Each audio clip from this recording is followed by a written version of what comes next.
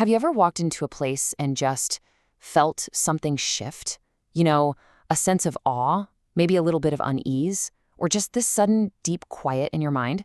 Well, today, we're going to explore how ancient builders might have actually been engineering those exact feelings on purpose. Let's get into it. I mean, it's a really bold question, right? But it's one that ancient architecture seems to answer with a huge yes. And we're not just talking about pretty buildings here. We're talking about structures that were designed with a very specific, almost hidden purpose, to literally shift your state of consciousness. I mean, think about it. From the gigantic pyramids and mysterious stone circles to the deep, dark caves and confusing labyrinths, all these ancient sites, scattered all over the globe, they seem to share a secret connection. It's like they're all architectural machines, but built for the mind. So, the key idea we need to wrap our heads around is this: non-linear awareness. Now, this isn't just about feeling relaxed. It's about tapping into a state that's beyond our normal A to B logical thinking. It's about intuition, sudden insight, a whole different way of seeing reality. And the incredible thing is, ancient architects knew exactly how to create the environmental triggers for it. But how? How did they actually do it? Well, it turns out they had this powerful set of tools. You can think of it like a sensory toolkit that they used to deliberately guide and change the experiences of anyone who walked into these spaces. So what's inside this toolkit? It really boils down to 5 simple but incredibly powerful triggers that mess with our senses: darkness, acoustics, compression, symmetry, and infinite repetition. Let's just quickly touch on what each of these really means. First up, we've got darkness, the complete and total removal of light. I mean, this is the ultimate sensory deprivation tool, right?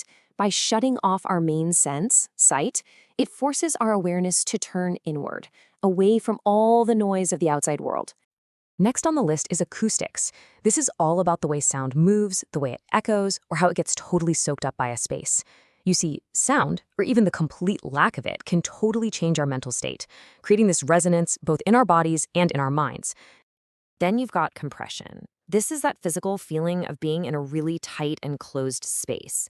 That pressure can have a huge psychological effect, giving you a sense of transition, like you're passing into a totally different state of being. Now for one of the visual tools, symmetry. Our brains just love order. So when you see perfect balance and geometric precision, it has this way of calming down the chaotic, logical part of your mind, focusing it into a kind of meditative harmony. And finally, there's infinite repetition. This is about using hypnotic, repeating patterns that just look like they go on forever. This whole technique is basically designed to overwhelm our linear, counting mind and push it into a trance-like state. Okay, so let's dig into our first group of techniques and see how they were actually used.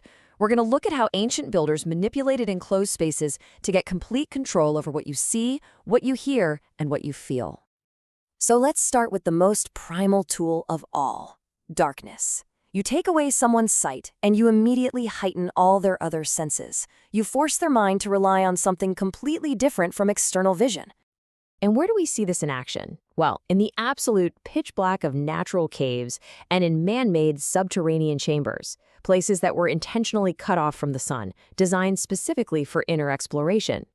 Now, this is where it gets really cool, when you start to combine that darkness with a focus on sound.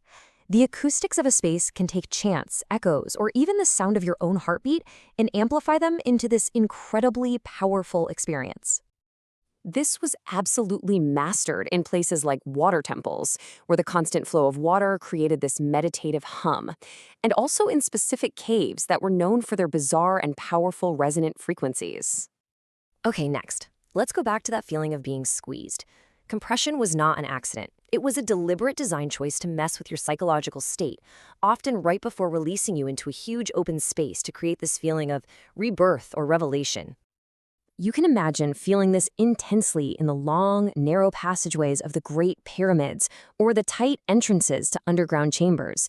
These weren't just hallways. No, they were a critical part of the mental journey. All right, now let's shift gears from the feeling of a space to what you actually see. This next set of tools uses visual patterns to basically bypass the analytical part of your brain and speak directly to a whole other kind of awareness. The first of these visual tools is symmetry. In a messy, chaotic, natural world, seeing perfect, man-made order is actually kind of jarring. It grabs your attention and it focuses your mind, creating this sense of deep balance and peace.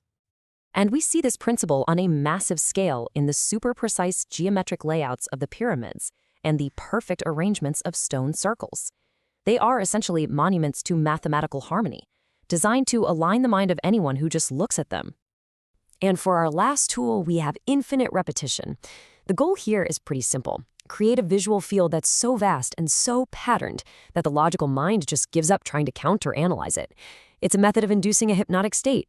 With architecture, think about walking a labyrinth where the path just endlessly folds back on itself over and over. Or picture the ancient city of Non-Madol, built on almost 100 artificial islands, a repeating pattern of land and water that was clearly designed to mesmerize you. So when you put this all together, we land on this really powerful idea.